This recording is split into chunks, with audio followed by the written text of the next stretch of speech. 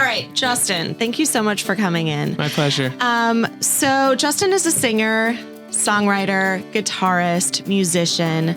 He had a band in Chicago called Honeystone, and today I have him in the studio. Thank you for coming in. Absolutely, Chelsea. My pleasure. Yes. So tell me a little bit about your early years. Sure. So after college, I worked for a year in a sales job and decided I wanted to give music a shot. So I moved over to Chicago, started playing guitar as much as I could and singing. Ended up forming this band, Honeystone, which was a four-piece band, couple guitar. I played guitar and sang. There's another guitarist, bassist, and drummer. And we kind of went all in on the music scene and played as many shows as we could, recorded a couple albums.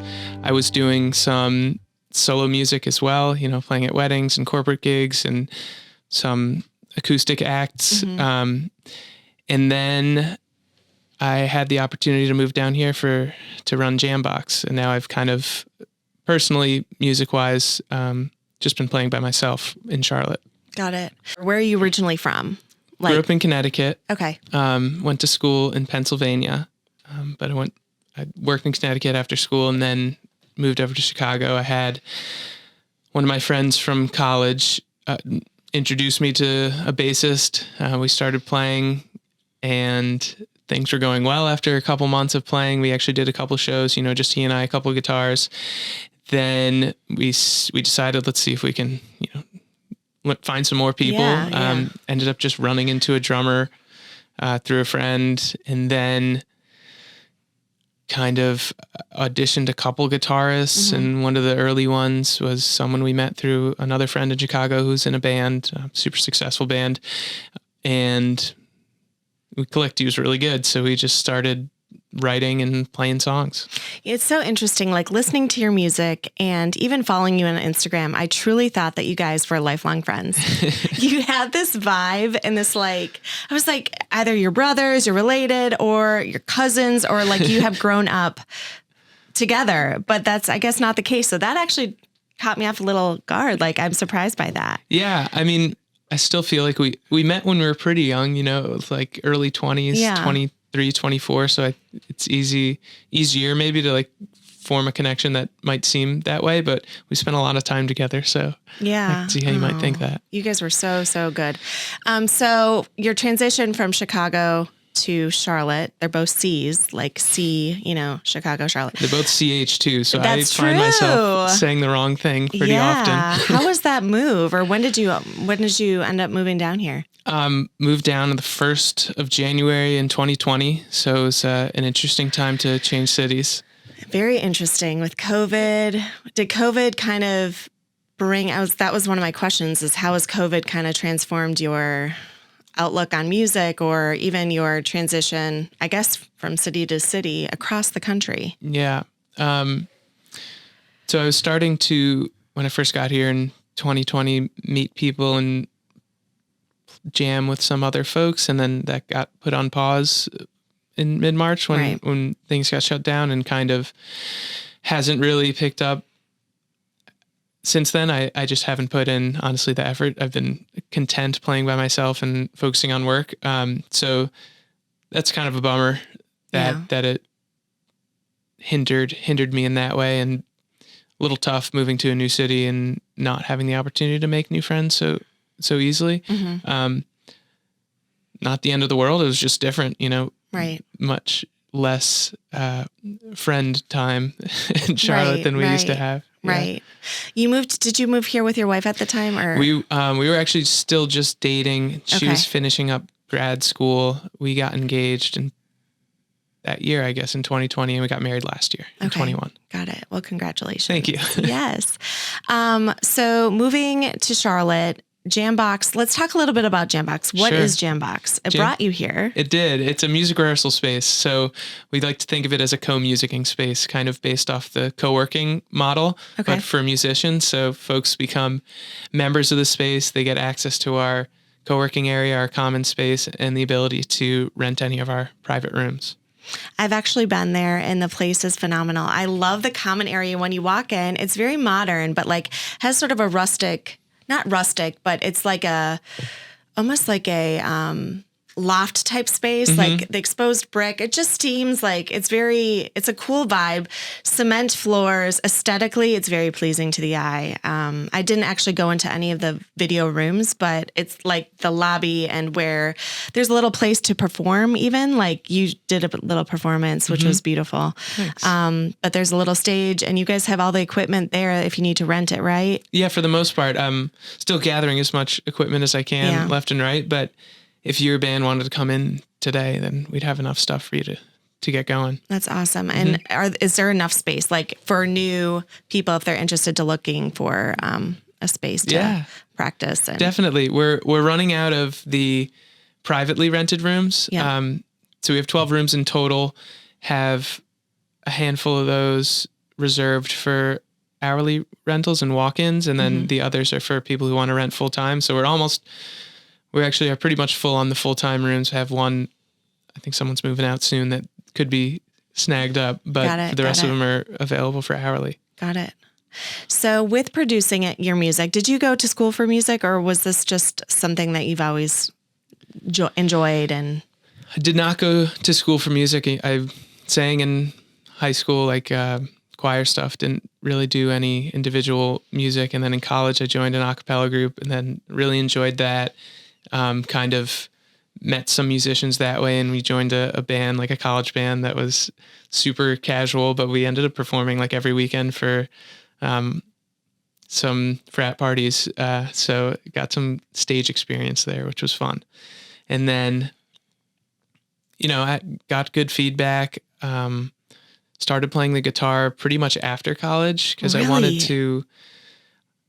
I was reliant on friends to sing because I needed someone to play guitar with me. And I said, I think I should be able to do this myself. So started taking some lessons and spending a lot of time playing guitar. And then when I was in Chicago, I was doing a lot of part-time jobs in addition to the music. So I had time to really dive into the guitar. Wow, that is so impressive. So Thank truly, you. This is one of my goals for this year is to learn to play the guitar. Awesome. And my self-doubt is sort of like, you're too old to try this. I don't know. I'm worried about like the dexterity of my fingers. But that's really neat that you took lessons. It wasn't like a self-taught thing. I did. So I started in college. I had friends who would teach me the cowboy chords and I stunk. And then, just kept doing it. And then taking some lessons definitely, it pushes you.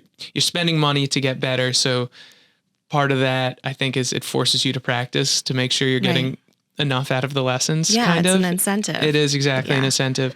And I used to think that too. I'm like, dang, my fingers are not working the way they should right now. Right. Do you have like calluses at this point? I mean, I always think like, I would probably use a pick. Oh, for sure. I always use a pick. You do? Okay. 99% of the time.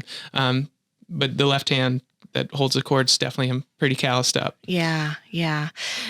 So, I think about like your voice is like a musical instrument. How has it transformed or changed as the years have gone on? Like how do you find your voice? Yeah, that's a good question. That's fun. In college, I wasn't taking care of it. I was kind of just singing away and not thinking about it. Right. And then when I got to Chicago, I actually did invest in taking some voice lessons. And I think that helped me get to the next level in terms of breathing helped a little bit, but also finding the different slots in your voice. So there's kind of 3 parts of your voice most people would talk about, your chest voice, which is how we're talking and how you think of when people are singing. And then there's the falsetto, which is like the really high, like that. Yeah. And then there's kind of the middle, which is my voice teacher called it the mix, which is like, I feel it kind of right above my nose and my forehead. So it's like, it's not as soft as the falsetto and not as belty as the chest voice. So it took me a long time to get comfortable in there. And then what I realized was towards the end of my time in Chicago, I was really singing and playing a lot. And I'm not there anymore, honestly, because I don't sing it as much as I used to. Mm-hmm. I just was super comfortable. I knew how my voice was going to react in almost every note in every area. Right. So that was a really good feeling. I probably will never be as good as I was then, just because time-wise, I was singing dozens of hours a week. Right. And performing that much too.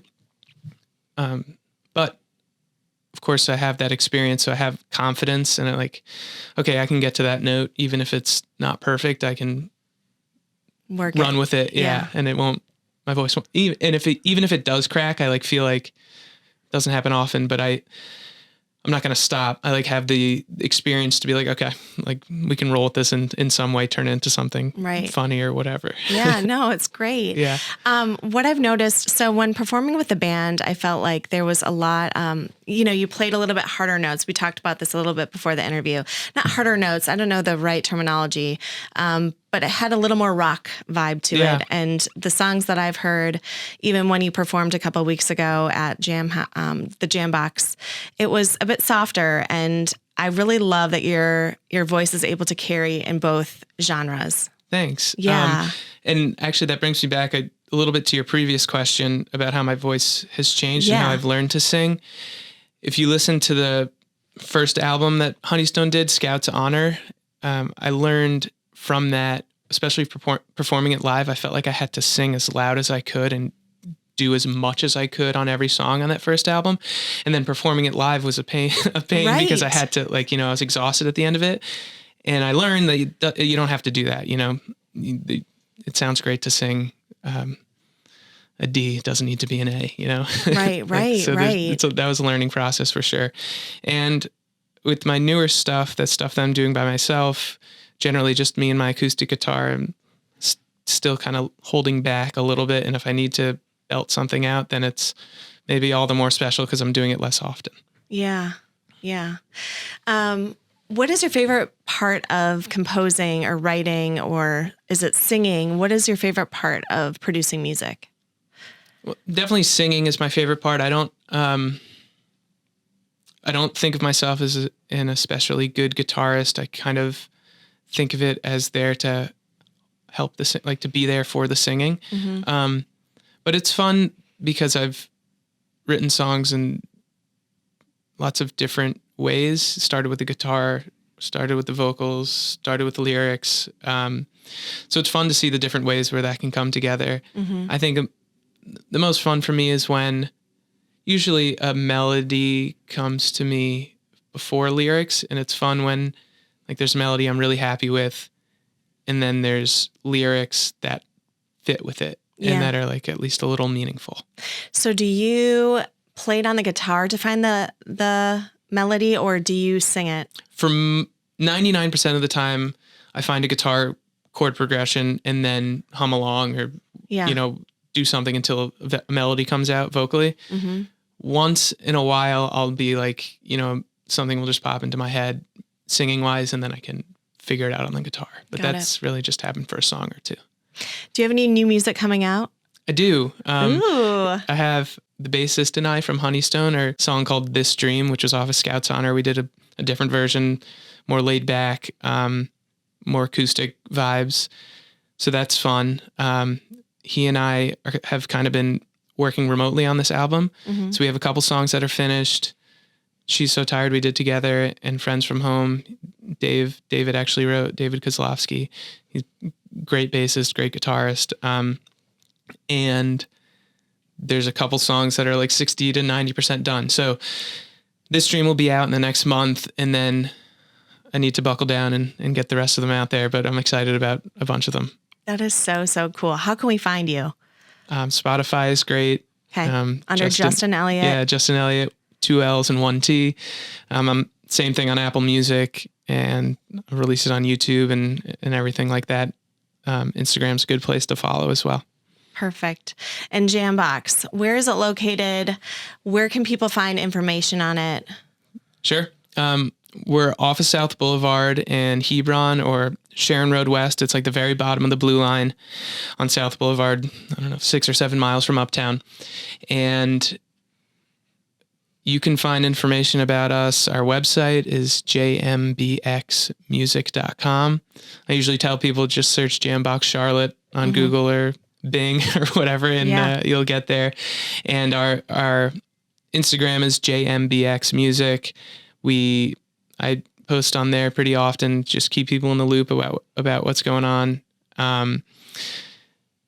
We have a couple events a month. I have an open mic every third Wednesday. So anywhere from 5 to 10 performers. And that's awesome. Do you have to sign up for that, or can you just pop in? I recommend people sign up on Eventbrite or Facebook and register. But if you don't get to that, then you can absolutely pop in, and signups are from 6:30 to 7. And then we start playing music after that.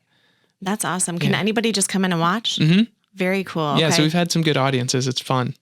I'm going to check that out. Yeah, please do. So the third Wednesday of every month, there is an open mic. Mm-hmm. What other things do you have to plug? Or second Tuesday of the month, this is a new thing. We're doing an open jam.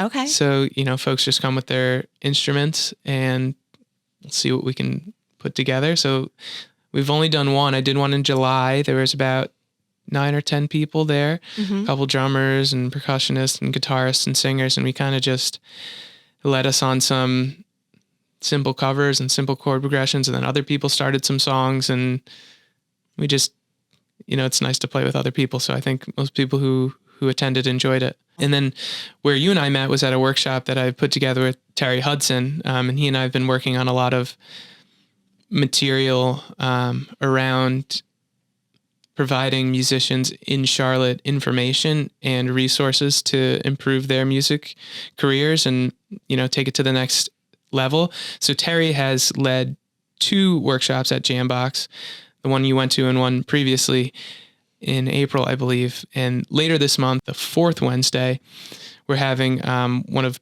Terry's colleagues or friends come and talk about the Nashville music industry. He's been doing it forever, and he's like part of the Songwriters Association there and manages a ton of artists and is part of a label. So really, it's a big deal. Yeah, very excited to hear him. I got the information, and it's pretty awesome that he's coming in and speaking. Yeah, so he's legit for sure. I would definitely want to check that out.